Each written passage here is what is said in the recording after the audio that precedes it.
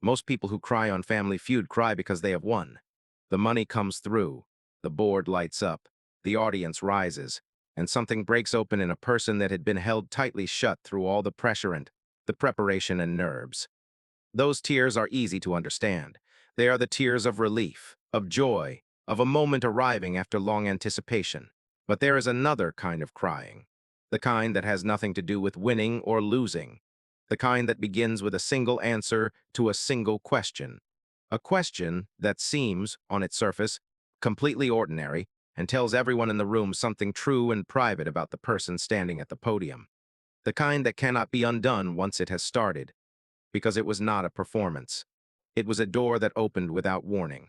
On a Friday afternoon in the spring of 2024, a woman named Diane Colton answered a Family Feud question and started crying before the survey board had even finished turning. The answer she gave was not wrong. It was, in fact, the number one answer. The audience applauded. Steve Harvey began his usual celebratory commentary, and then he looked at Diane and he stopped, because what was on her face was not the relief of a right answer. It was something older and deeper and more private than that. And Steve Harvey recognized it immediately. The look of a person who has just said something true out loud for the first time in a very long time, possibly without meaning to. What he did in the next few minutes would reach millions of households. Not because it was surprising, because it was exactly right. Diane Colton was 53 years old. She had spent the last 24 years living in the same house in a suburb of Columbus, Ohio, in the same neighborhood where she had grown up, 2 streets over from the house her mother still lived in, and 4 blocks from the elementary school where her children had attended kindergarten. Her life was, by almost any external measure, a full one. She had worked for 19 years as an office manager for a family medical practice, a role that demanded, on a daily basis, the particular combination of organizational precision and human warmth that not everyone can sustain across 2 decades without one quality eroding the other. Diane had sustained both. Her doctors trusted her completely. Her patients knew her by name and asked after her when she was actually out sick. She ran a complex, high-volume practice with the kind of unshowy competence that people take for granted until it is absent. She had 3 children, Jordan, 26, Kayla, 23, and Tyler, 19, who had recently started his first year at a state university and was navigating the adjustment with the anxious, effortful optimism of a young man who wanted to do well and was not yet certain he could. Diane tracked all of this the way good mothers track everything, quietly, continuously, with the larger share of her attention reserved for whoever seemed to need it most at any given moment. Her husband, Brian, was a high school football coach and physical education teacher. He was a decent man in the ways that matter most. He showed up for his children. He was present in the household. He was not given to cruelty or neglect. But he was also, in the way that certain people become, after years of occupying a role that requires them to manage and direct and evaluate others, somewhat accustomed to being the person in the room whose assessment mattered most. At home, this expressed itself gradually and without drama as a habit of mild dismissiveness, not unkindness, but a consistent, low-level pattern of treating Diane's perspective as supplementary to his own, the kind of thing that accumulates across years into a weight the person carrying it has largely stopped noticing they are carrying. The nursery, filling out the forms with her siblings and keeping the whole thing secret for 6 months. When the call came that they had been selected, she had sat both parents down and revealed it with the particular pride of a child who has pulled off something genuinely difficult for someone they love. Diane had cried when she found out the good kind of crying, the kind that comes from being surprised by how much someone loves you. She had not expected to cry again that day. Certainly not in front of 200 people and a nationally broadcast camera. Certainly not over a fast money question. But there are things that live inside a person, quietly and without announcement, that do not ask permission before they surface. The Colton family moved through the main game with the organic ease of people who had been talking to each other around a kitchen table for decades. Jordan, the eldest, had his father's competitive instincts and his mother's timing. He knew when to push and when to wait, and he used both well. Kayla was the emotional center of the family's on-stage presence, quick to laugh and quick to recover, the kind of competitor who made everyone around her more relaxed simply by being. Relaxed herself. Tyler, still finding his footing in front of the cameras, leaned into the family dynamic rather than fighting it, and the crowd responded warmly to him for it. Brian performed solidly. He was confident and controlled at the podium, and when his answers landed, he accepted the applause with the composed satisfaction of a man who expected to be competent and was. When they did not land, he moved on without visible frustration. He was in competition, exactly what his professional life had trained him to be: steady, strategic, and self-assured. Diane answered her rounds with the same quiet efficiency she brought to everything. She did not play to the audience. She did not perform. She simply answered, clearly and without hesitation, and moved off when her turn was done. By the time the family reached Fast Money, they had a comfortable position and an audience that had genuinely warmed to all five of them. Brian went first in Fast Money. He answered all five questions in rapid succession, moving through them with the confident pace of someone who was not going to let the timer rattle him.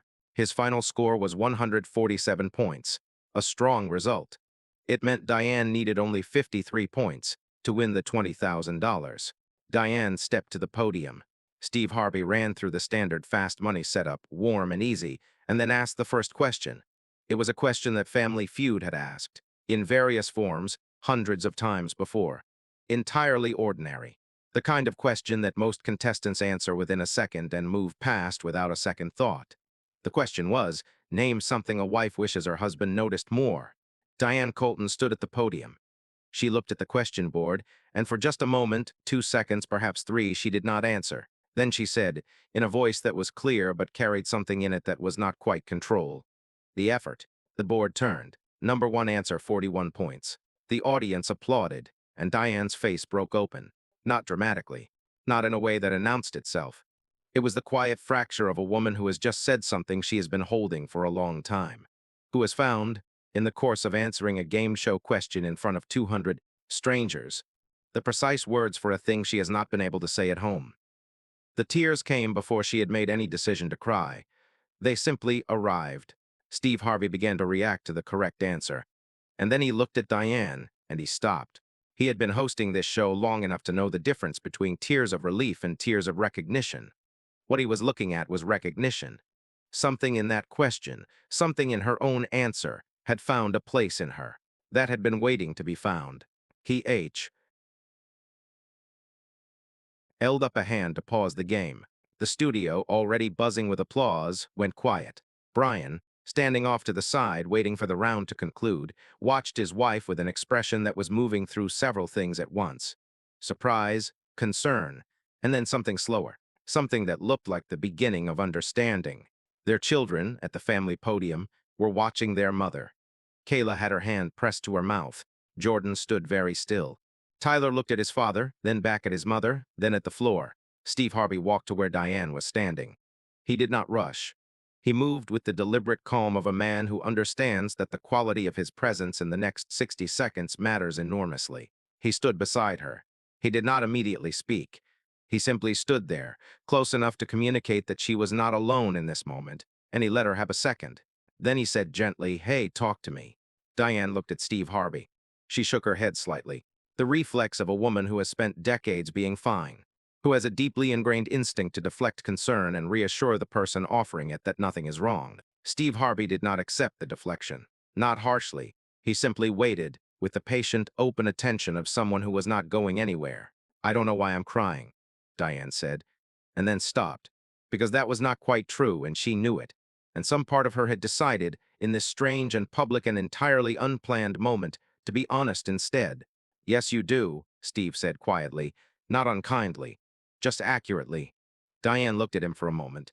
Then she said, "I work really hard. I always have, and sometimes I just—" She stopped, started again. "Sometimes I wonder if anyone sees it." The studio was completely silent. Steve Harvey nodded. He did not perform a reaction. He just nodded, the nod of a man who has heard something true and is honoring it by taking it seriously. He turned to face the audience.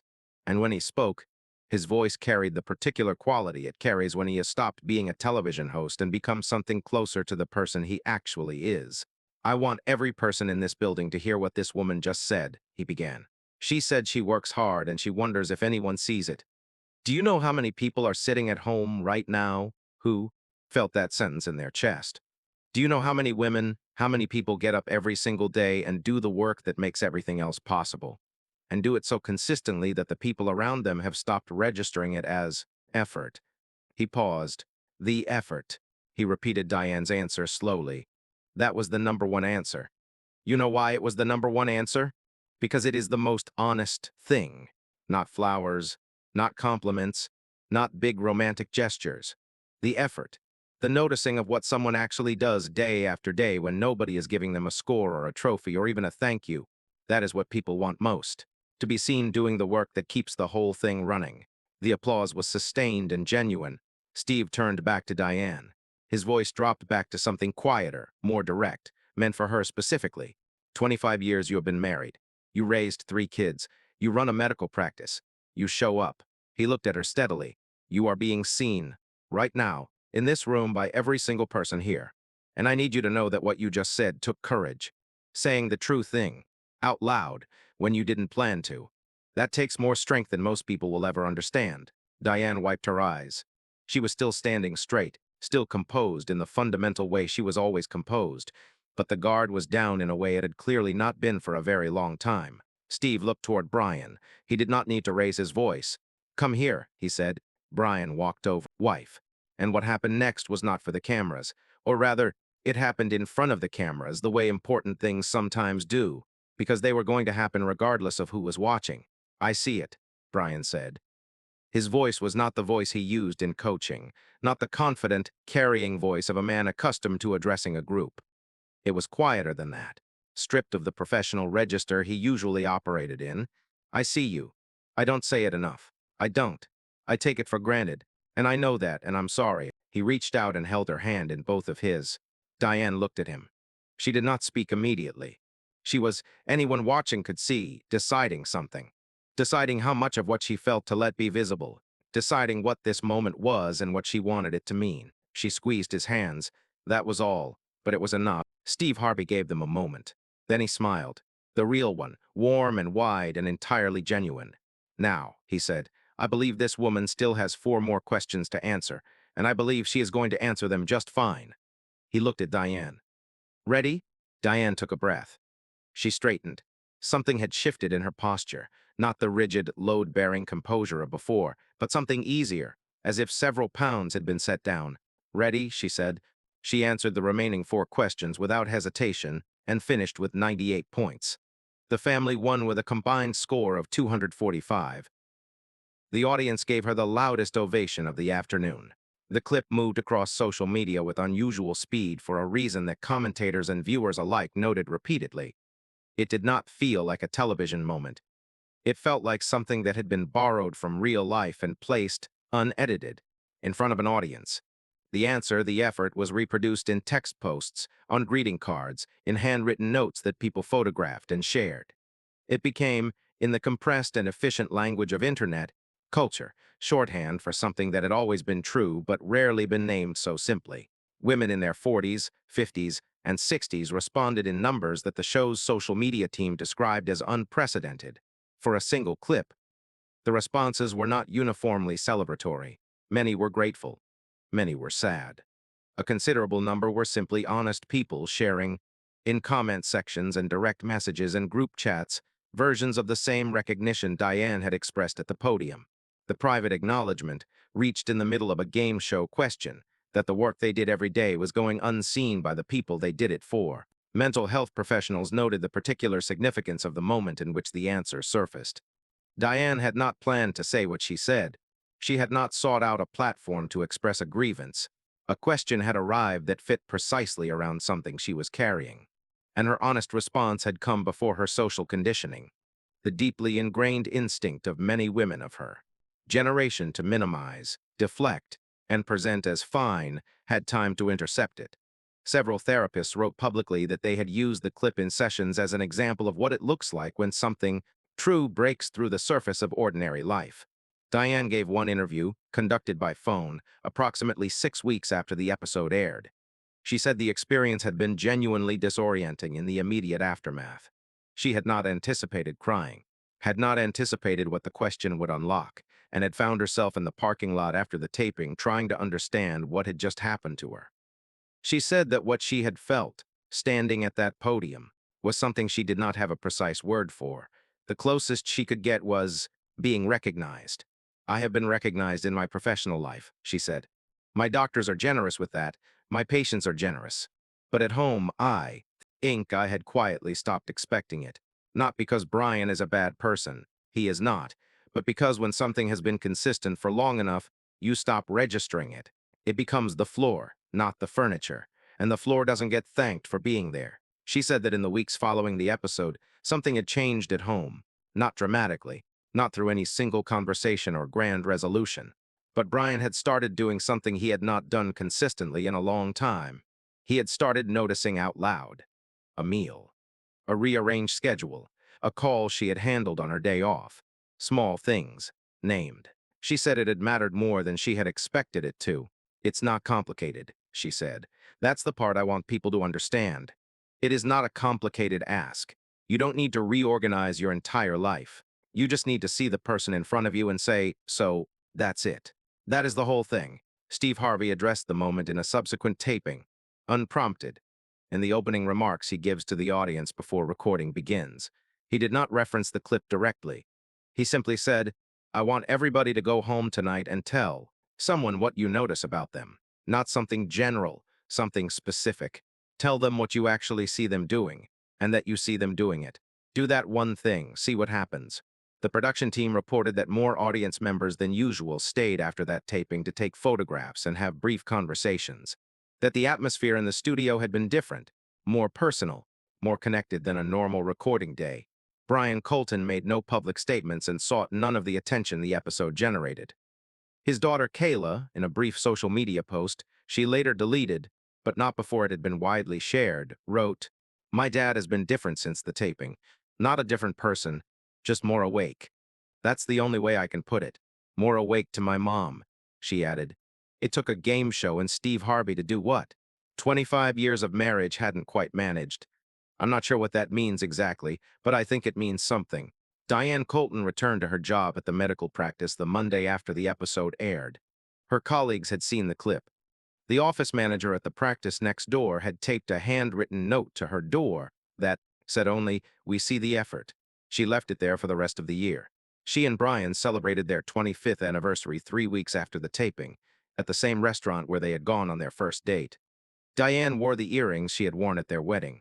It was, by her account, an ordinary evening dinner, conversation, the easy familiarity of two people who have spent a quarter of a century learning each other. But she said it felt different from the anniversaries that had preceded it. More present, more deliberate. He looked at me, she said simply across the table. He actually looked at me, and I thought, yes, that is what I was asking for. The effort seen, finally, by the person who most needed to see it. That was all it had ever been.